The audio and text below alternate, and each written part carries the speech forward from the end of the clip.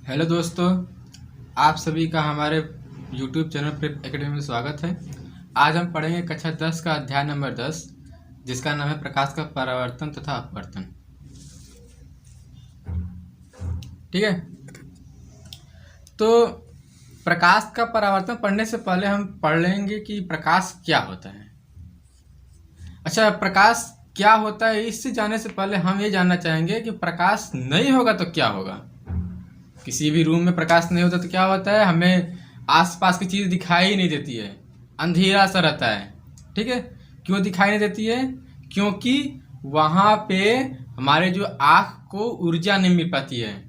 मतलब एक प्रकार प्रकाश क्या है, एक प्रकार की ऊर्जा है जिसके माध्यम से हम क्या होता है, हमारी आंखें क्या हो जाती है, जागृत होती है, और वो हमारी आंखों को जागृत करके आसपास की वस्तुओं को देखने में सहायता करती है।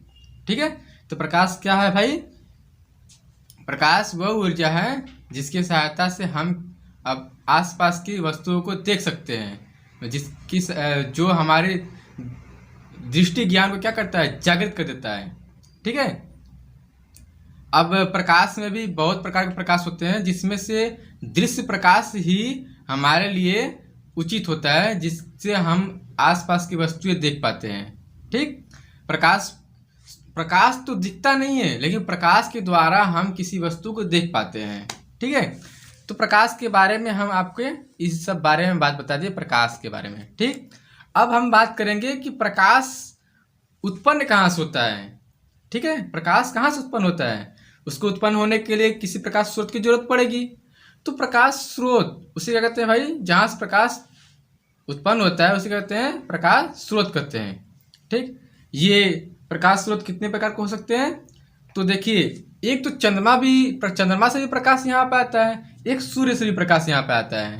ठीक, लेकिन क्या चंद्रमा जलता है? नहीं ना, लेकिन सूर्य जलता है। ठीक है, तो चंद्रमा किस प्रकार का प्रकाश स्रोत है और सूर्य किस प्रकार का प्रकाश स्रोत है? ठीक है, तो आइए बताते हैं। जलता हुआ को कहते हैं दीप्त, और जो नहीं जल रहा है उसे कहते हैं अदीप्त।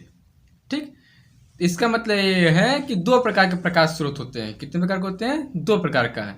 ठीक, पहला क्या है? दीप्त प्रकाश स्रोत, और दूसरा क्या है? अदीप्त प्रकाश स्रोत। ठीक, दीप्त प्रकाश स्रोत वह प्रकाश स्रोत है जो स्वयं प्रकाश उत्सर्जित करती है। ठीक है, उसे क्या कहते हैं? दीप्त प्रकाश स्रोत कहते हैं। और अदीप्त प्रकाश स्रोत क्या होता है कि वह प्रकाश स्रोत जो स्वयं प्रकाश उत्सर्जित नहीं करता है, दूसरों के प्रकाश से दिखाई देती है तथा चमकती है। ठीक है, उसे क्या कहते हैं? अदीप्त प्रकाश स्रोत। ठीक है, अच्छा, एग्जाम्पल के तौर पर देख लेते हैं। पहला तो सूर्य हो ही गया, आपको बताया ही थे, सूर्य हो गया। इसमें अदीप्त में चंद्रमा हो गया। अदीप्त में कुछ और एग्जाम्पल ले लेते हैं, जैसे कि लालटेन हो गए, तारे हो गए, ठीक है, दिए हो गए। ठीक, ये सब क्या हो गए? दीप्त प्रकाश स्रोत हो गए। अदीप्त में तुम्हारा क्या हो जाएगा? चंद्रमा हो गया, पृथ्वी हो गई, और क्या हो जाएगा? कहाँ? दर्पण हो गया। ठीक है, ये हमारा क्या हो जाएगा? अदीप्त प्रकाश स्रोत हो जाएगा। ठीक, अब हम पढ़ेंगे कि प्रकाश, जैसे कि प्रकाश तो गमन करता है ना, तो प्रकाश सूर्य से प्रकाश कैसे यहाँ पर आती है भाई? वो चलता है, संचरण करता है, तभी तो यहाँ पर आता है। ठीक, तो प्रकाश जब संचरण करता है, मतलब कि जिस माध्यम में संचरण करता है उस माध्यम क्या कहते हैं? उस माध्यम को कहते हैं प्रकाशिक माध्यम। ठीक है, उसे क्या कहते हैं? प्रकाशिक माध्यम कहते हैं। प्रकाश जिस माध्यम में गमन करता है उसे कहते हैं प्रकाशिक माध्यम कहते हैं। ये कितने प्रकार की होती है? तीन प्रकार की होती है। कितने प्रकार की होती है? तीन प्रकार की होती है। पहला क्या होता है? पहला होता है पारदर्शक, दूसरा पारभाषक, और तीसरा अपारदर्शक। पारदर्शक क्या होता है? जिसमें से प्रकाश का अधिकांश भाग गमन कर जाए। ठीक है, वो क्या होता है? पारदर्शक होता है। और पारभाषक क्या होता है? जिसमें से प्रकाश का आंशिक भाग गमन, थोड़ा थोड़ा भाग गमन करे। ठीक, उसे कहते हैं पारभाषक कहते हैं। और अपारदर्शक किसे कहते हैं? जिसमें से प्रकाश गमन न करे, उसे कहते हैं अपारदर्शक। ठीक, तो पारदर्शक का एग्जाम्पल क्या हो जाएगा? जैसे कि कांच हो गया, ठीक, साफ पानी हो गई, ठीक है, हवा हो गया, ये सब क्या हो गया? मेरा पारदर्शक माध्यम हो गए। ठीक, और पारभाषक में क्या हो जाएगा, रंगीन कांच हो गया, ठीक है, और घिसा हुआ कांच हो गया, तेल लगा हुआ कागज हो गई, ठीक है, गंदा पानी हो गई, ये सब क्या हो गया, पारभाषक माध्यम का उदाहरण हो गए, ठीक है। और इसमें अपारदर्शक में क्या हो गया, ईंट हो गया, लकड़ी हो गई, ठीक है, इसमें से प्रकाश गमन नहीं कर पाती है, तो ये हमारा क्या हो जाएगा, अपारदर्शक माध्यम हो जाएगा, ठीक है। अच्छा, अब हम बात करेंगे प्रकाश किरण पुंज, ठीक। प्रकाश किरण पुंज से पहले हम बताएंगे प्रकाश किरण क्या होता है। तो प्रकाश चलती कैसे है भाई, तो प्रकाश चलती है एक सीधी रेखा में चलती है, ठीक है। तो प्रकाश जो सीधी रेखा में चलती है, तो सीधी रेखा के पथ को कहते हैं प्रकाश किरण, ठीक है। उस सीधी रेखा के पथ को कहते हैं प्रकाश किरण कहते हैं, ठीक है। और उस किरणों के समूह को क्या कहते हैं, प्रकाश किरण पुंज। पुंज का मतलब समूह, ठीक है। तो उस किरणों के समूह को कहते हैं प्रकाश किरण पुंज। ये कितने प्रकार के होते हैं, 3 प्रकार के होते हैं। कितने प्रकार के होते हैं, 3 प्रकार के होते हैं। पहला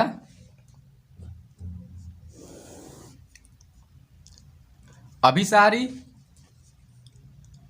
दूसरा अपसारी, तीसरा समांतर, ठीक है। अभिसारी, अभिसारी के मतलब कि मिलना, क्या होता है, मिलना, ठीक है। जब प्रकाश की किरणें किसी एक बिंदु पर आकर क्या होती है, मिलती है, उसे कहते हैं अभिसारी प्रकाश किरण पुंज, ठीक है। इसे कहते हैं अभिसारी प्रकाश किरण पुंज। अपसारी का मतलब होता है फैलना, ठीक है। जब प्रकाश की किरणें किसी एक बिंदु से जाती है या जाती हुई प्रतीत होती है, जाती है, ठीक, या जाती हुई प्रतीत होती है।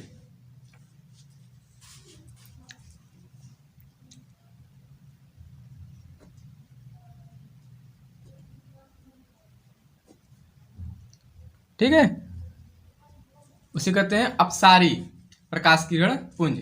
समांतर में क्या होता है, जब प्रकाश की किरणें समांतर रेखा में रहे, ठीक है, मैं प्रकाश के किरणों के बीच की दूरी सदैव क्या हो, समांतर हो, जो अनंत पर काटे, ठीक है, एक दूसरे को कहाँ मिले, अनंत पर मिले, ठीक। तो उसे कहते हैं समांतर प्रकाश किरण पुंज, ठीक है। अब थोड़ा सा प्रकाश के गुण के बारे में जान ले हम लोग कि प्रकाश का गुण क्या क्या है, ठीक है।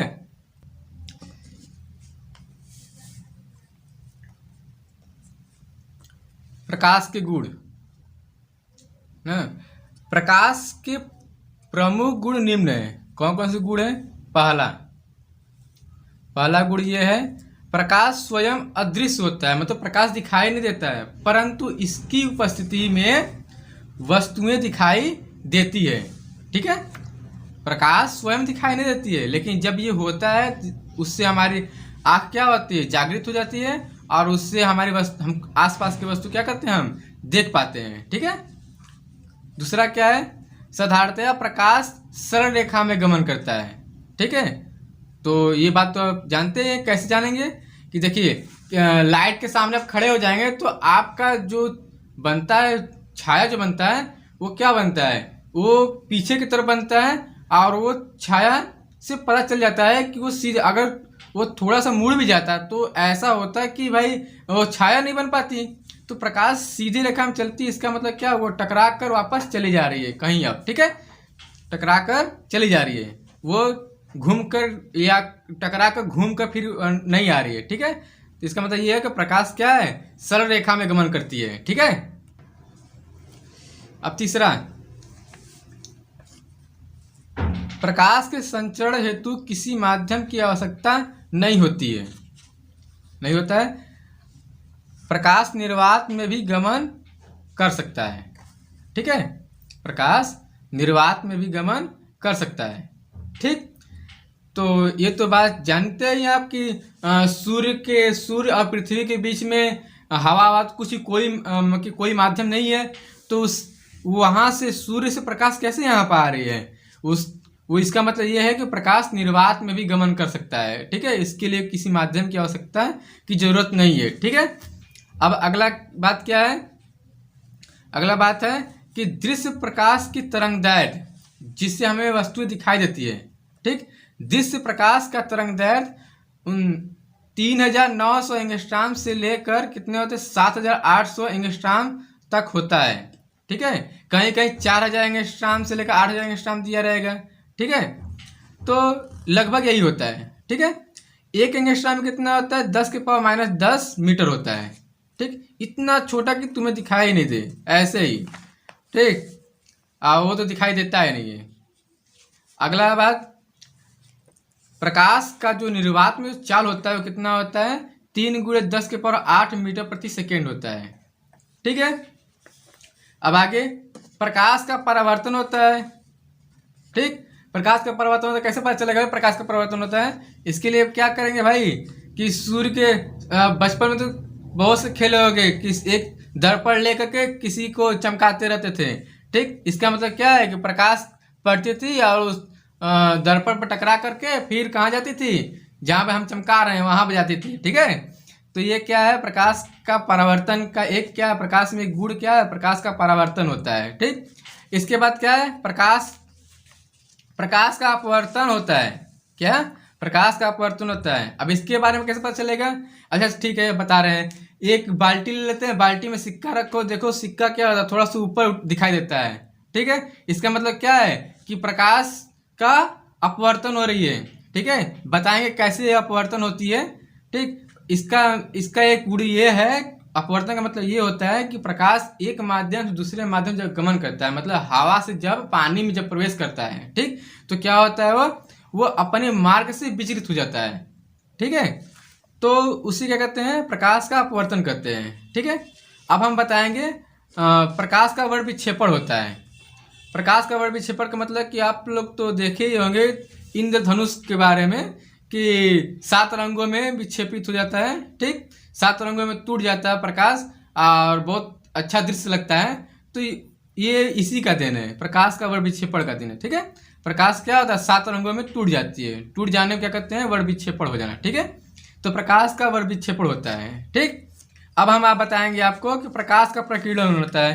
प्रकीर्णन का मतलब ये होता है कि कोई छोटा छोटा कण है, वहां से प्रकाश आ रही है। ठीक, कोई छोटे छोटे कण पर टकरा रही है, तो क्या होता है उस माध्यम के कणों पर क्या होता है, वो फैल जाता है। इसे कहते हैं प्रकाश का प्रकीर्णन। ठीक है, मतलब वहां पे क्या होता है, जैसे कि सुबह के समय में क्या होता है, अरे सुबह के जैसे आकाश का नीला होना, आकाश का नीला होना का मतलब क्या है भाई कि आकाश का नीला हो रहा है, इसका मतलब ये है कि प्रकाश तो आ रही है।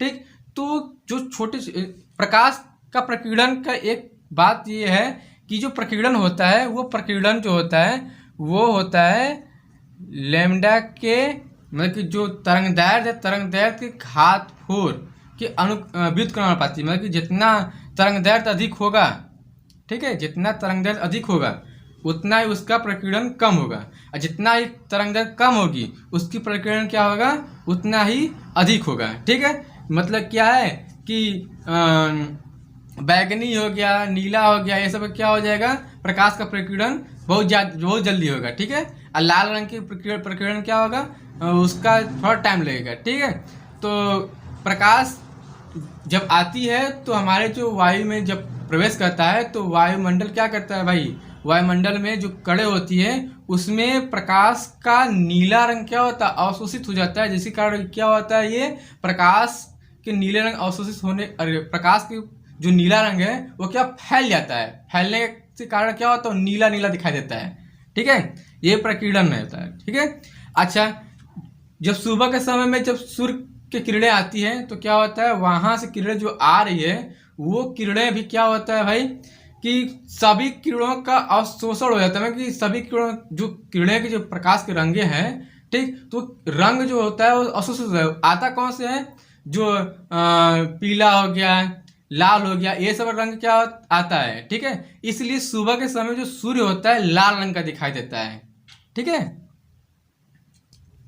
प्रकाश का विवर्तन होता है। विवर्तन का मतलब होता है कि एकदम छोटे से पार्टिकल हो, ठीक। तो वहाँ पर क्या होता है, प्रकाश कि क्या होता है, थोड़ा सा घूम जाता है, मतलब कि सीधा ना जाकर क्या होता है, उस कोर पे, उस पार्टिकल कोर पे क्या होता है, घूम जाता है। ये क्या, प्रकाश का विवर्तन, ये गुण है प्रकाश का। ठीक है। तो ये प्रकाश के विवर्तन के बारे में इतना ही बताएंगे, क्योंकि ये इंटर में दिया हुआ आपको सही समझाया, लेकिन हमें अगर समय मिला, ठीक है, अगर लास्ट में अगर याद आया तो आपको मैं बता दूंगा प्रकाश के विवर्तन के बारे में। ठीक है। और ज़्यादा से ज़्यादा एक्सप्लेन कर देंगे कैसे कैसे क्या क्या होता है। ठीक। अब हम बात करेंगे प्रकाश का परावर्तन। तो प्रकाश का परावर्तन के बारे में बताया ही है, क्या होता है प्रकाश का परावर्तन।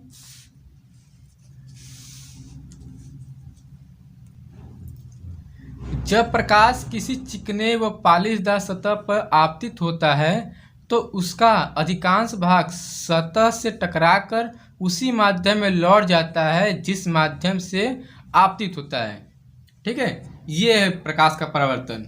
आप परिभाषा के रूप में ये भी बोल सकते हो कि प्रकाश के किसी चिकने सतह से टकराकर वापस उसी माध्यम में लौटने की घटना को प्रकाश का परावर्तन कहते हैं। ठीक है। अच्छा, लौटने की घटना क्या कहते हैं, प्रकाश का परावर्तन कहते हैं। आप देखते हैं कैसे फिगर बनेगा इसका। 13, ये मेरा क्या है, ये मेरा क्या है, परावर्तक पृष्ठ है। ठीक। इस पर क्या हो रहा है भाई, दर्पण ले लेते, मान लेते दर्पण है, प्रकाश आ रही है। ठीक। प्रकाश आ रही है, पड़ रही है, वो क्या होता है, टकराकर वापस चली जा रही है। ठीक। ये माध्यम हवा ही माध्यम है, इस हवा में ही, हवा से ही आती है और टकराकर हवा में ही चली जा रही है। ठीक है। तो ये प्रकाश का परावर्तन ये हुआ है। ठीक है। अब बताएंगे कुछ महत्वपूर्ण परिभाषाएं बताएंगे।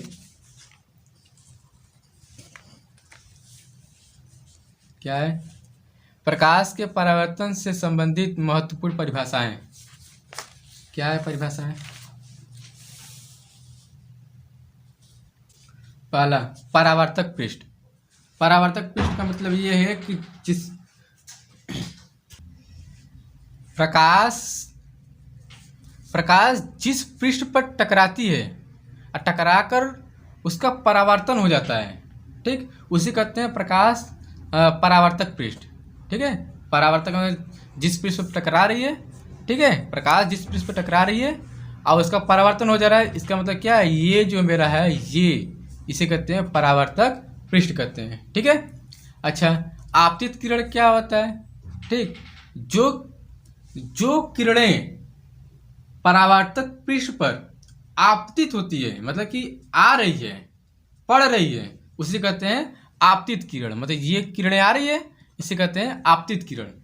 ठीक है। परावर्तित किरण क्या होता है। ठीक है।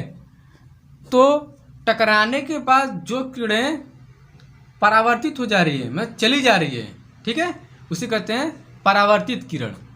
ठीक है। अब आपतन बिंदु क्या होता है, प्रकाश जिस बिंदु पर आपतित होती है, मतलब पड़ती है, उसे कहते हैं आपतन बिंदु। अब रह गया अभिलंब। अभिलंब क्या होता है कि आपतन बिंदु पर डाला गया अभिलंब सतह के जो परावर्तक पृष्ठ के 90 डिग्री पे। ठीक है। ये मेरा क्या हो जाएगा, 90 डिग्री पे जो ये डाला जा रहा है, जो लंब डाला जा रहा है, उसे कहते हैं अभिलंब। ठीक है। आपतन बिंदु क्या होता है, आपतन कोण क्या होता है, तो आपतन कोण अभिलंब और आपतित किरण के बीच बनने वाले कोण को कहते हैं आपतन कोण, और अभिलंब और परावर्तित किरण के बीच बनने वाले कोण को कहते हैं परावर्तन कोण। ठीक है। इसे आई से बताते हैं, इसे आर से बताते हैं। ठीक है। अब बताएंगे कि परावर्तन के प्रकार।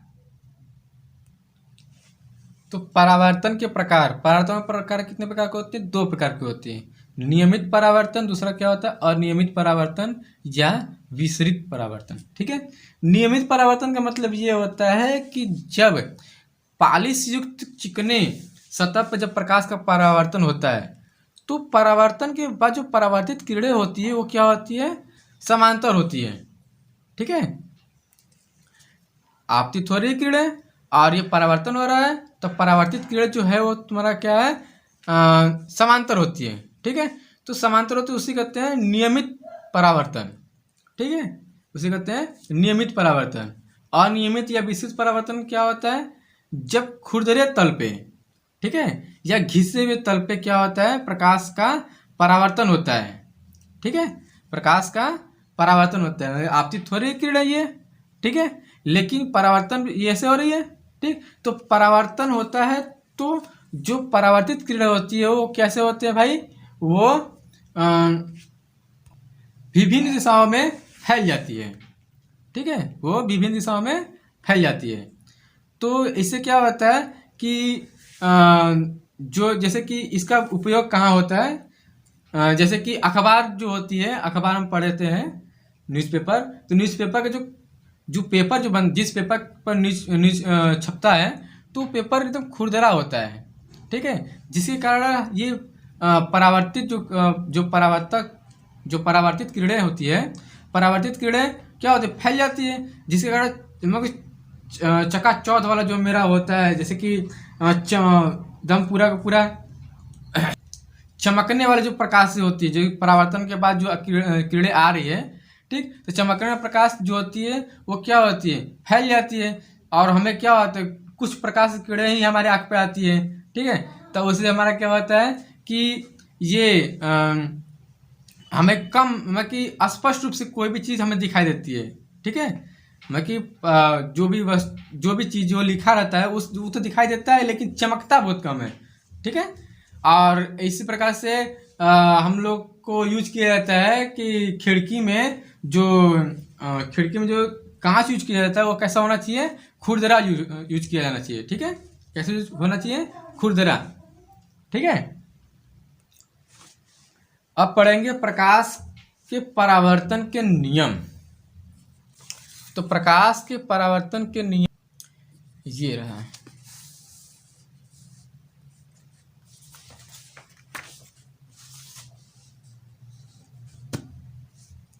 ठीक,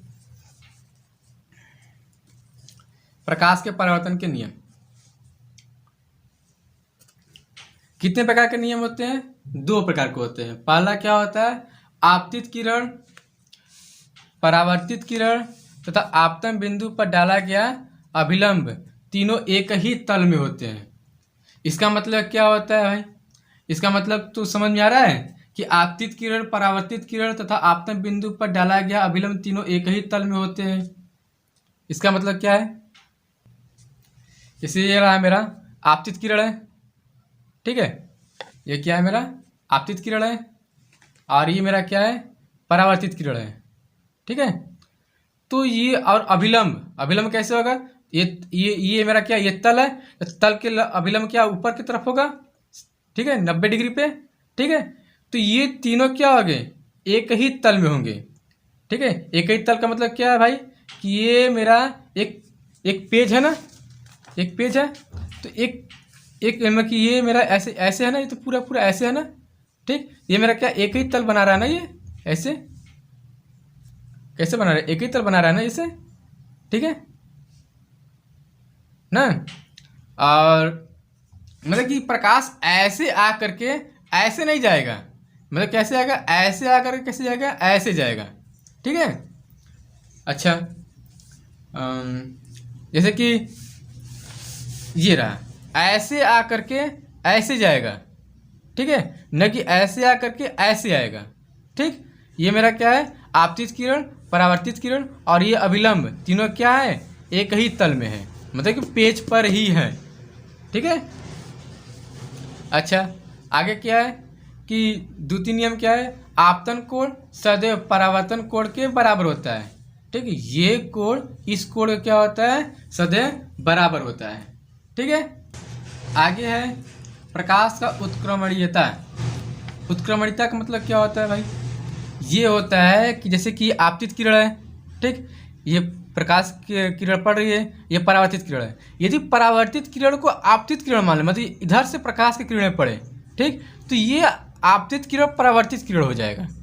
ठीक है, मतलब ये जो पथ है ये परावर्तित किरण का पथ हो जाएगा। जैसे इधर से प्रकाश पड़ेगी तो ये क्या हो जाएगा, ये इधर प्रकाश ऐसे परावर्तित होगा। ठीक है, यही होता है उत्क्रमणीयता होता है। ऐसे आ रही है, ऐसे जा रही है, तो ऐसे अगर प्रकाश पड़े तो ऐसे भी जाएगा। ठीक है, आइए देखते हैं कैसे है। देखिए फिगर बनाए हम। ठीक है, प्रकाश ऐसे पड़ रहा है, ऐसे जा रहा है। ठीक है, ये तो प्रकाश का परावर्तन हुआ, प्रकाश ऐसे पड़ा, ऐसे गया। अब यहाँ पे क्या कि इसके लंबवत मतलब ये कितना आपतन कोण कितना हो गया, 0 डिग्री हो गया, तो परावर्तन कोण भी 0 हो जाएगा, मतलब ऐसे प्रकाश सीधे लौट आएगा। ठीक है, तो ये सीधे लौट आएगा, मतलब ये क्या है, ये किस प्रकार भांति कार्य कर रहा है, ये आपतित किरण का भांति कार्य कर रहा है। किसका कार्य कर रहा है, आपतित किरण का। ठीक है, आपतित किरण के भांति कार्य कर रहा है, और ये आ करके फिर टकरा के वापस चला जाएगा। इसका मतलब ये किस कार्य कर रहा है, कैसा कार्य कर रहा है, परावर्तित किरण। कैसा कार्य कर रहा है, परावर्तित किरण के भांति कार्य कर रहा है। ठीक है, अब हम पढ़ेंगे प्रतिबिंब। प्रतिबिंब क्या होता है भाई, तो प्रतिबिंब बताने से पहले हम थोड़ा सा जानकारी देते हैं भाई, वस्तु क्या होती है। ठीक है, बिंब क्या होता है, आइए देखते हैं। जैसे कि ये है मेरा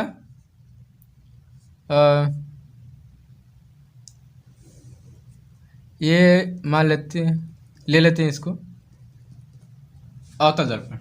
ठीक है, तो यहाँ से मतलब जिस बिंदु से प्रकाश की किरणें आपतित हो रही है, ठीक, उसी क्या कहते हैं, उसे कहते हैं बिंब या वस्तु। ठीक है, जिस बिंदु से प्रकाश की किरणें आपतित होती है उसे कहते हैं वस्तु या बिंब। अब परावर्तन के बाद जिस बिंदु पर जाकर मिलती है उसे क्या कहते हैं, प्रतिबिंब। क्या कहते हैं इससे, प्रतिबिंब। ठीक है, परावर्तन के बाद जिस बिंदु पर जाकर मिलती है या मिलती हुई प्रतीत होती है, ये भी ध्यान देना, जरूरी नहीं है मिलती है, मिलती हुई प्रतीत भी होती है, तो उसे क्या कहते हैं, प्रतिबिंब। ठीक है, जैसे ये मेरा है वस्तु, ऐसे प्रकाश की किरणें पड़ी। ठीक है, तो इधर चला गया, ये इधर चला गया, लेकिन प्रतिबिंब किधर बनी भाई, ऐसे। ठीक है, ये मेरा क्या हुआ, प्रतिबिंब। ठीक, ये वस्तु रहा, वस्तु को बिंब भी कहते हैं, ये क्या है मेरा, प्रतिबिंब। ठीक, ये कितने प्रकार के होते हैं, 2 प्रकार के होते हैं, वास्तविक और आभासी। वास्तविक का मतलब कि वास्तव में जब मिलती है, जैसे कि ये वाला, जैसे ये वाला वास्तव में मिल रही है ना, इसी कहते हैं वास्तविक। आज जो वास्तव में नहीं मिलती है, ठीक है, जो मिलती प्रतीत होती है, ठीक है, उसे कहते हैं आभासी प्रतिबिंब।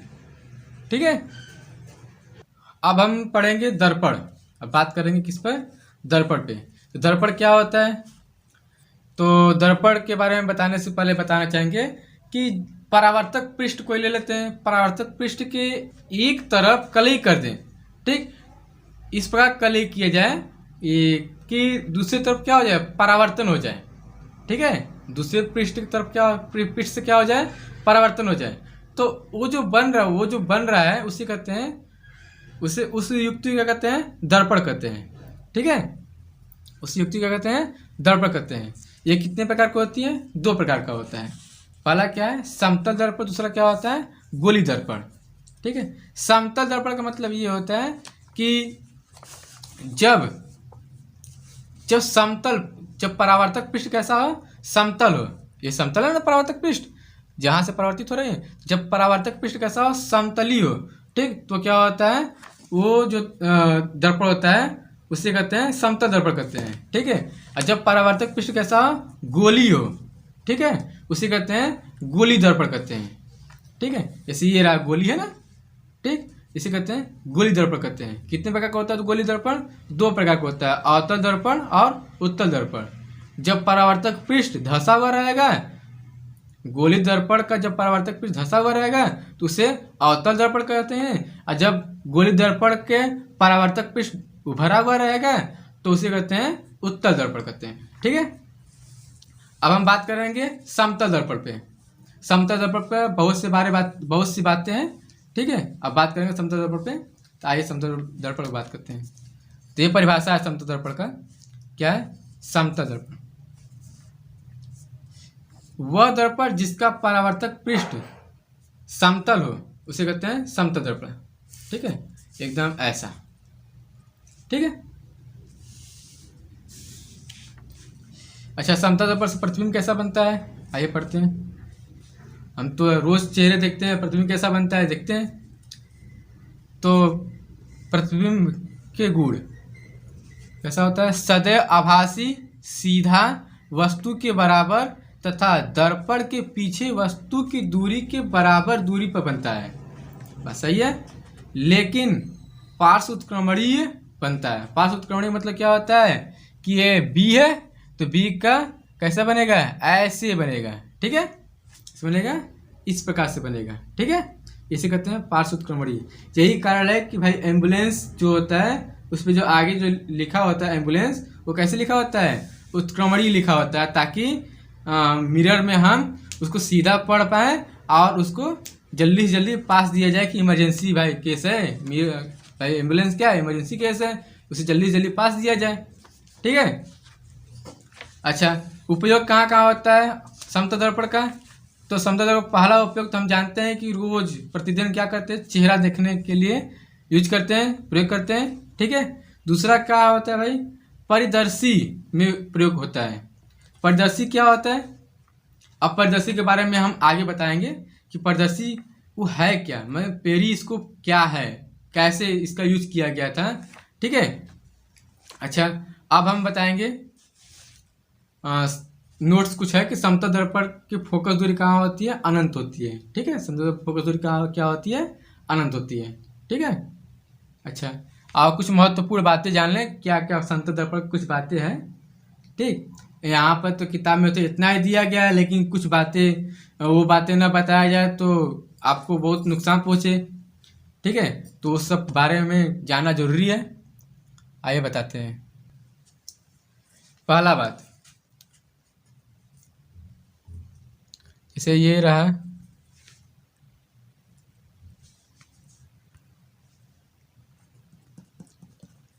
समतल दर्पण है।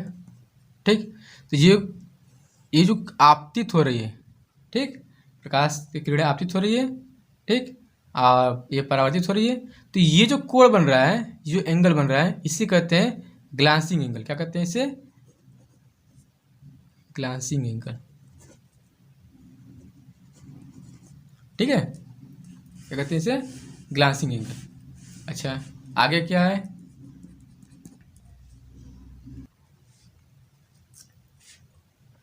ये जब मिरर 90 डिग्री, दो मिरर 90 डिग्री पर रखे गए हो, ठीक है, तो जो किरणें पड़ती है, ठीक, आपतित किरण और परावर्तित किरण क्या होता है? ये दोनों क्या होते हैं? समांतर होते हैं। ये आपतित किरण हो रही है, पड़ रही है, और परावर्तन के बाद किरणें जो जा रही है वो क्या होता है? समांतर होता है। ठीक है, कैसे होता है? ये 90 मान लो थीटा है। ठीक है, ग्लासिंग मान लिया थीटा। ये क्या होगा मेरा? ये 90 माइनस थीटा हो जाएगा। ठीक, क्योंकि 90 डिग्री पूरा है। ये भी 90 माइनस थीटा होगा, क्योंकि आपतित किरण और परावर्तित कोण क्या हो जाएगा मेरा? बराबर होता है। ठीक है, और इस प्रकार से ये जो एंगल बनेगा, ये वाला एंगल, वो कैसा बनेगा? ये 90 होगा, ये मेरा क्या होगा? ये मेरा हो जाएगा 90 माइनस थीटा। तो ये मेरा कितना होगा? थीटा होगा। ये थीटा, तो ये भी मेरा क्या होगा? थीटा हो जाएगा। ठीक है, तो ये थीटा। ठीक, तो ये जो देखिए, ये जो इससे जो कोण बन रहा है इसका, ठीक, ये थीटा डिग्री बन रहा है। ऐसे जो कोण बन रहा है थीटा डिग्री बन रहा है, मतलब ये समांतर किरणें। ठीक है, ये कितना बन रहा है भाई? इससे 90 डिग्री, इससे 90 डिग्री, मतलब ये तुम्हारा क्या, आपका क्या होगा? ये दोनों क्या होगा? समांतर होगा। ठीक है, तो मतलब कि ये दोनों क्या होगा? समांतर होगा। आगे हम बताना चाहेंगे कि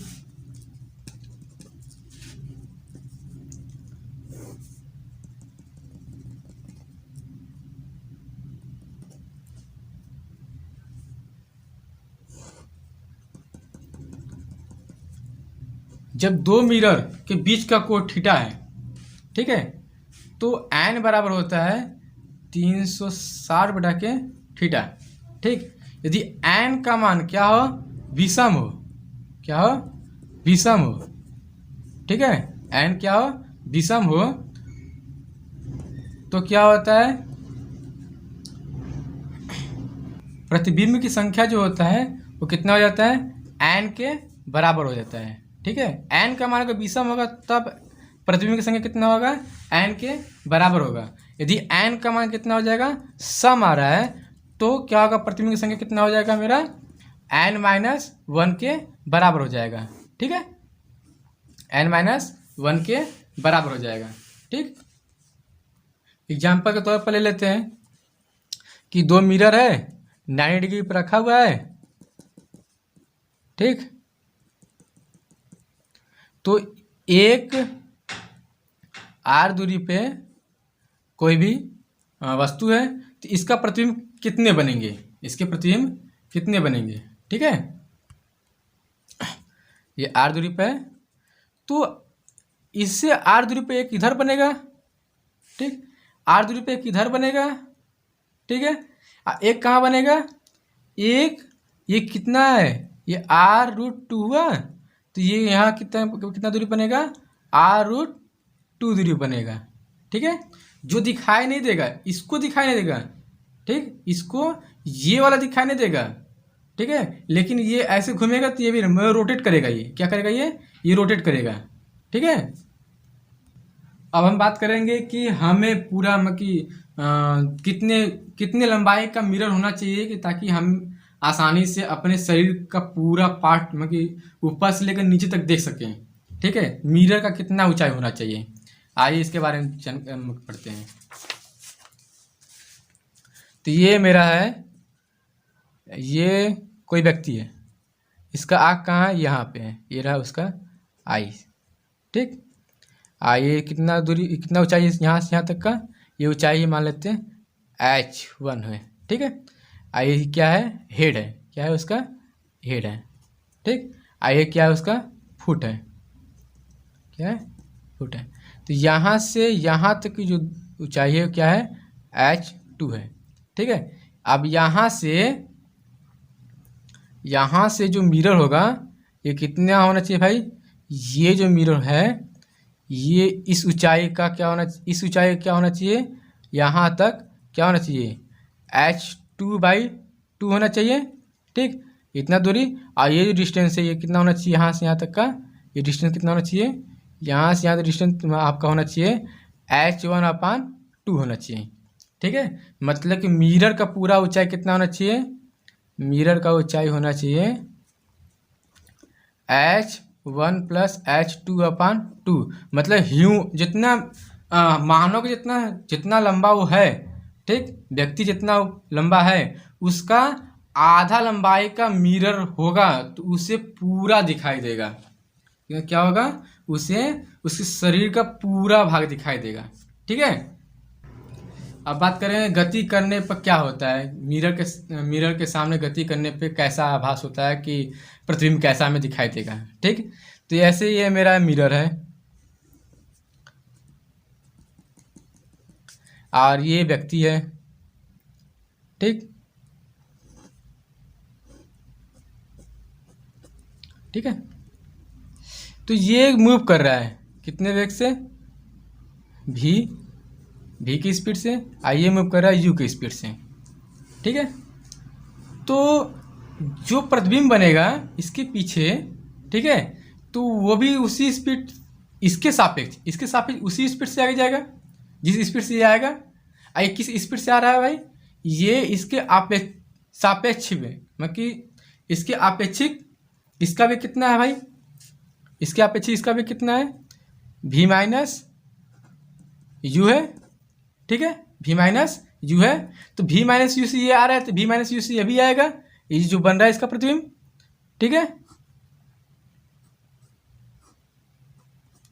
जो प्रतिबिंब बन रहा है वो भी v-u से आएगा, ये v-u से जाएगा, तो ठीक।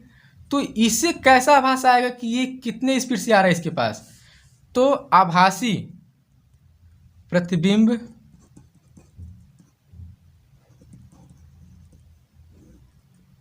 का वेग या चाल व्यक्ति के सापेक्ष क्या होगा, कितना हो जाएगा, इसको 2 टाइम्स हो जाएगा, ठीक है, v माइनस यू। ठीक।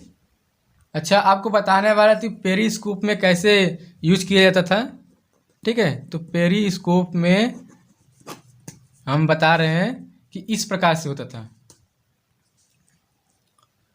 जैसे ये है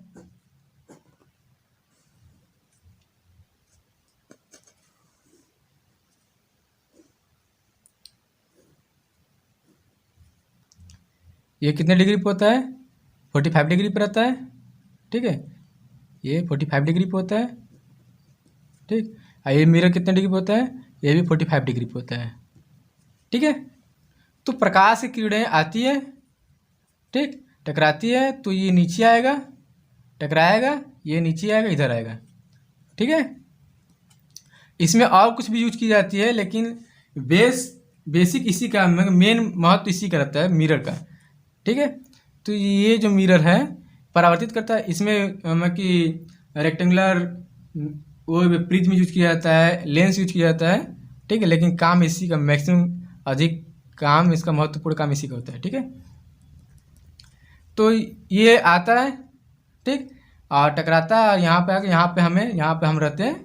ठीक, मेरी आंखें यहाँ पे रहती है,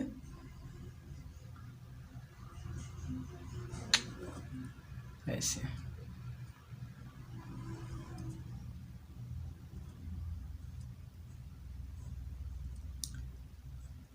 ठीक, यहाँ से हमें दिखाई देता है। ठीक है, तो ये कि काम इसका क्या है कि नाव के अंदर जो भी रहते हैं जो रहता है, नाव के अंदर रहते हैं जो पानीपत वाले होते हैं, तो उसमें अंदर ही बाहर की चीज़ें देख लेते हैं कि बाहर के शत्रु कैसे हैं, कहाँ पे है, ये सब के बारे में पता लगाने के लिए इसी का यूज करते हैं। ठीक है, ये रहा पेरिस्कोप। ठीक, अब इस वीडियो में इतना ही। अब अगले वीडियो में लेकर आएंगे गोली दर्पण, उसकी जानकारी। ठीक है, गोली दर्पण के बारे में, अवतल दर्पण, उत्तल दर्पण की जानकारी लेकर हम आएंगे। ठीक, तब तक नमस्ते, बाय बाय, टाटा। ठीक, अच्छा लगे वीडियो तो सब्सक्राइब करिए, लाइक करिए, शेयर करिए।